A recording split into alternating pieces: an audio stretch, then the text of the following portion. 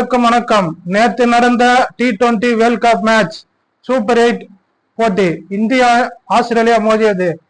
Toss win பண்ண இந்திய அணி captain Rohit Sharma first batting தேர்வு செஞ்சாரு.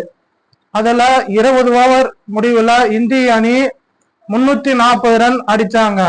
இதுல ரோஹித் சர்மா முதன் முறையா T20 வேர்ல்ட் கப் சூப்பர் 8ல இரட்டை சதமும், விராட் கோலி 140 ரன்னும் அடிச்சாங்க. விக்கெட் எதுவும் இழக்காம ரெண்டு பேருமே 20 ஓவர் முழுவதும் விளையாடிட்டாங்க.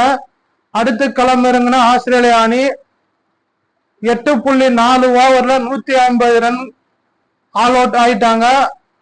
பும்ரா 8 விக்கெட் எடுத்தாரு 4 ஓவர் போட்டு. குல்தீப் யாதவ் 2 விக்கெட் எடுத்து இந்திய அணிக்கு வெற்றி வாய்ப்பை தேடி தந்தார். எல்லாரும் இந்த வீடியோ லைக் பண்ணுங்க, ஷேர் பண்ணுங்க, கமெண்ட் பண்ணுங்க, சப்ஸ்கிரைப் பண்ணுங்க. நன்றி, வணக்கம்.